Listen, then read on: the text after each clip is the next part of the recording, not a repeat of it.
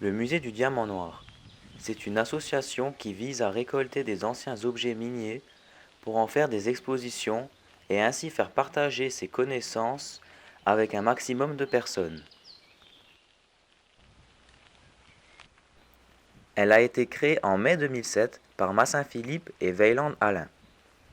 Aujourd'hui, le musée du Diamant Noir recense environ 800 objets d'exposition. Pour vous en rendre compte, voici une visite guidée avec la présentation des différents objets du musée.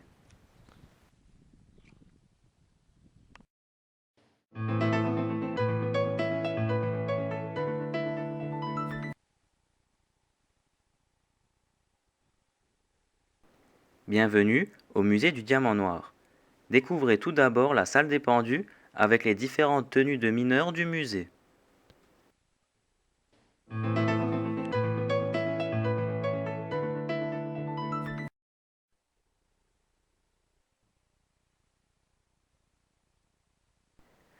Le pendu. C'est un crochet suspendu par une chaîne sur lequel les mineurs y accrochent leurs vêtements de travail ou leurs vêtements de civil. Le musée du Diamant Noir possède 4 pendus de 3 sortes différents.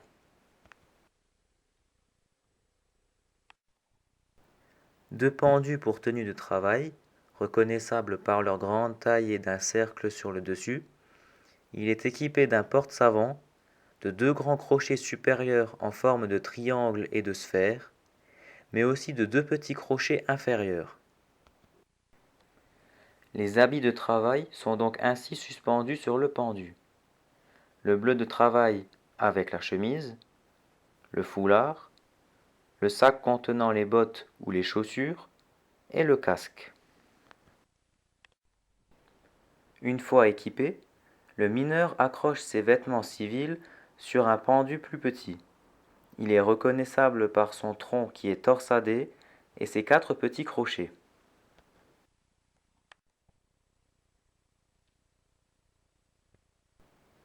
Le pendu de mineur allemand est en revanche bien différent au pendu français. Il ressemble davantage à un panier qu'à un crochet. On le reconnaît donc grâce à cette allure, suivi du porte-savon en dessous avec 4 petits crochets. Voilà à quoi ressemble un pendu allemand équipé. On y trouve la tenue de travail, le casque, les chaussures et les protèges tibia.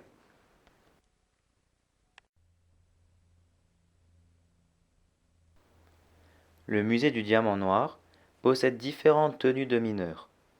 Elles varient selon la spécification du mineur.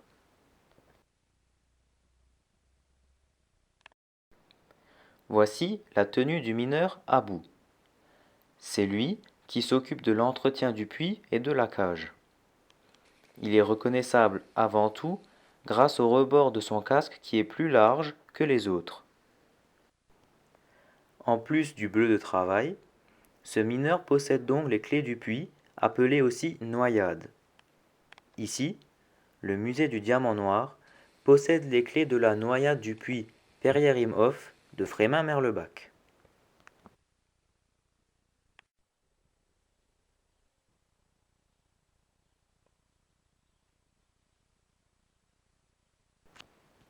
La tenue du mineur aide-bout-de-feu.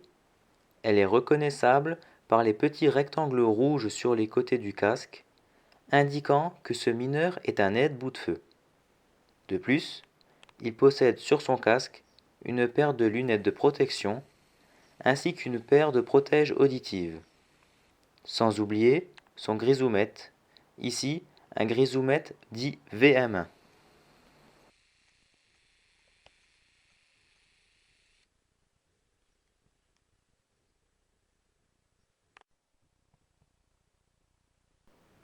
La tenue suivante est celle du mineur haveur. C'est le mineur qui exploite le charbon grâce à sa machine qui est une haveuse. Ce mineur possède donc plus d'équipement qu'un autre mineur.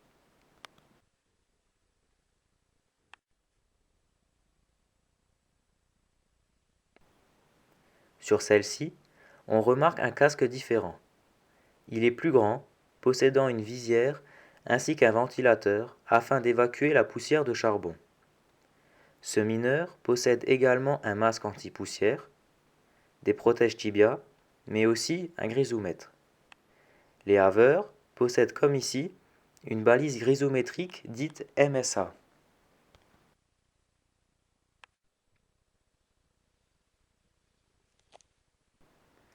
Voici une autre tenue d'un mineur haveur. La seule différence est le casque. Ici, un casque basique équipé de simples protèges auditives.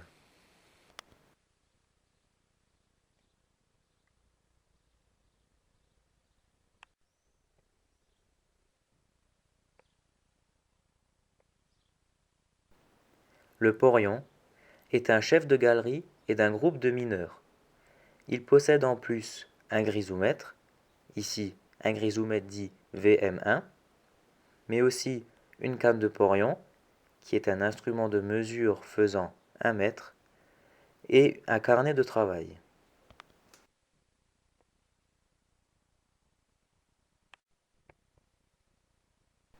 Au jour, sur le carreau de mine, il y a des laveurs, celui qui s'occupe des installations du lavoir. On peut voir sur cette tenue qu'il possède aussi un bleu de travail et un casque. Cependant, ce dernier est légèrement différent car il ne possède pas d'attache lampe sur le devant du casque. Il existe ce même casque mais de couleur orange, signifiant qu'il vient du secteur de Merlebach.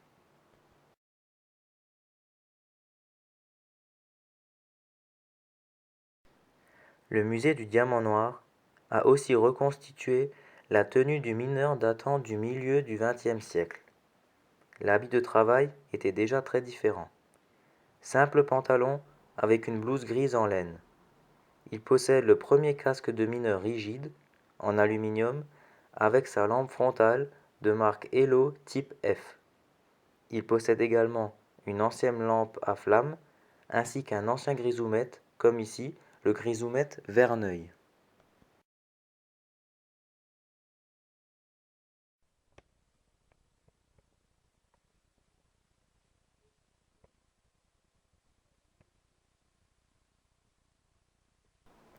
En plus des tenues de mineurs français, nous possédons également des tenues de mineurs allemands.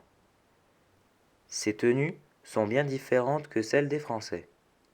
Tout d'abord, la tenue de travail n'est pas bleue, mais de couleur blanc-beige. La lampe et la péva sont légèrement différents, et chaque mineur possède des protèges tibia.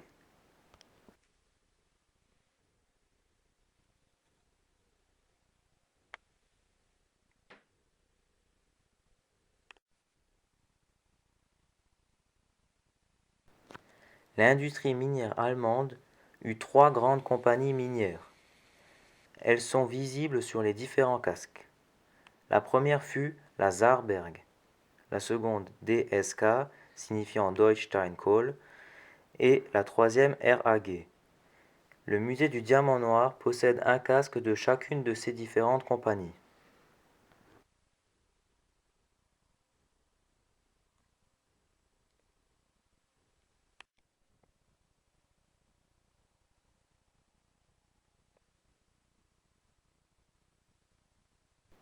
Le musée du Diamant Noir ne possède pas seulement les tenues de travail, mais aussi cette tenue du sauveteur.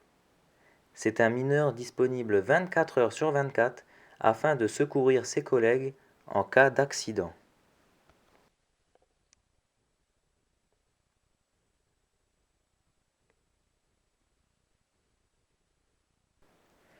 Cette tenue est un ensemble complet de couleur orange, reconnaissable par sa broderie PCS signifiant poste central de secours.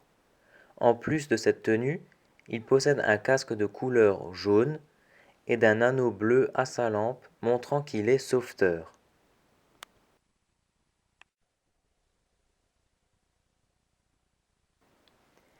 Il possède également un grisomètre ou un explosimètre tel que le Dräger Minivarn, mais aussi une boîte à pansement et un appareil respiratoire qui est le BG-174 associé avec son masque respiratoire.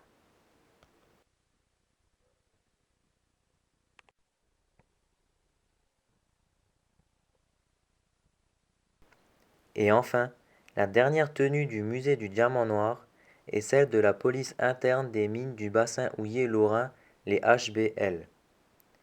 Cette tenue est au complet, avec la chemise, la cravate, la veste, le manteau, le pantalon et le képi. Sur ce dernier, on trouve la broderie des lettres HBL en fil d'argent.